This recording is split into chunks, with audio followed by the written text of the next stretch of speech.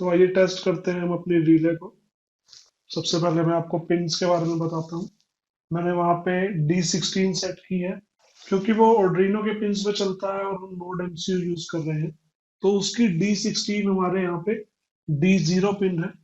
अगर आपको ये चीज कभी याद ना रहे तो हमारे पास जो आपका फोल्डर है उसके अंदर आपके पास एक डायग्राम है, आप उसके अंदर पिन की रेफरेंस देख सकते हैं।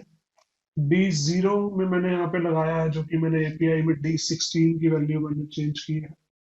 तो वही रिले वाले कनेक्शंस मैंने फिर से किए हैं, लेकिन जो डाटा वाली पिन थी वो मैंने पिछले वाले एक्सपेरिमेंट में इधर लगाई थी डेटा पिन्स के अंदर GPIOs में।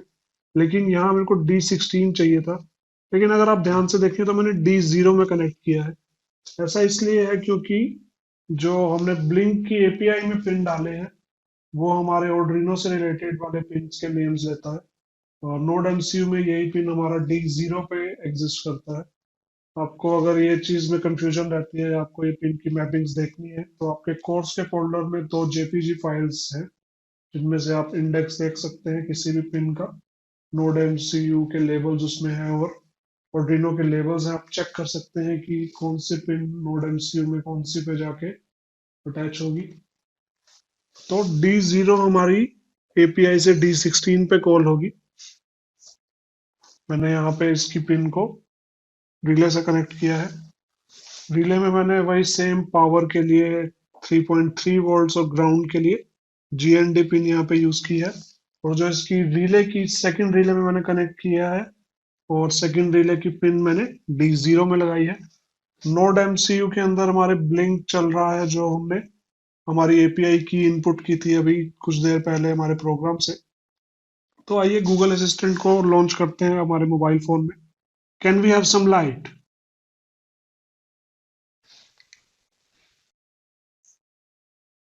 तो आप देख सकते हैं हमारी रिले ने ट्रिगर किया है और हमारी लाइट्स ऑन हो गई है। वही कमांड्स मैं यूज कर रहा हूं जो हमने डाली थी। Shut the lights.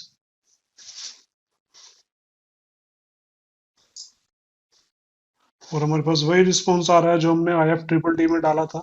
आपको इस चीज का ध्यान रखना है कि जौन सा गूगल अकाउंट आपने IFTTT में कनेक्ट किया है उसी को आप असिस्टेंट में यूज करें। यहाँ पे आप अपना छोटा सा प्रोफाइल का आइकन देख सकते हैं।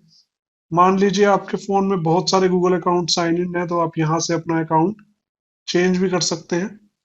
जैसे मेरे 2 ईमेल एड्रेसेस हैं, मैंने जिस अकाउंट से ये रेसिपीज बनाई थी उसी अकाउंट से मैंने यहाँ गूगल असिस्टेंट में साइन इन कर रखा है। अगर मैं दूसरे अकाउंट से साइन इन करूंगा तो ये कमांड्स नहीं चलेंगी। आप 3 ऑप्शनल लाइंस ऐड कर सकते हैं, तीनों सेंटेंसेस आपकी सेम रेसिपी को ट्रिगर करेंगी। और आप एक सिंगल कमेंट गूगल को बोल सकते हैं जो वो आपको उससे रिस्पॉन्ड करेगा।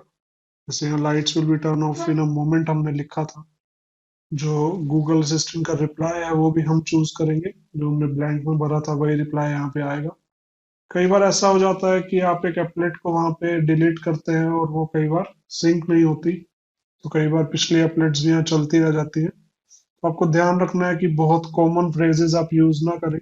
कोशिश कीजिए कि नेक्स्ट एप्लेट के लिए आप थोड़ा डिफरेंट फ्रेज यूज करें, क्योंकि कई बार पिछली एप्लेट्स को इरेज होने में कुछ दिन लग जाते हैं। Okay, Google, can we have some lights? Turning on the lights. अरे वाह ज्योतिष, तुमने तो कमाल ही कर दिया। हाँ बिल्कुल, स्मार्टो सिस्टम्स के IoT होम ऑटोमेशन कोर्स से मैंने ये सब सीखा और मैंने अपने घर की सभी लाइट्स को गूगल असिस्टेंट के वॉइस कमांड पर कॉन्फ़िगर कर लिया। यकीन मानिए आप भी ये सब कर सकते हैं, और वो भी बहुत ही इनएक्सपेंसिव हार्डवेयर के साथ। तो सीखने के लिए बने रहिए स्मार्टो सिस्टम्स के IoT होम ऑटोमेशन कोर्स में। और मैं भी तो देखो।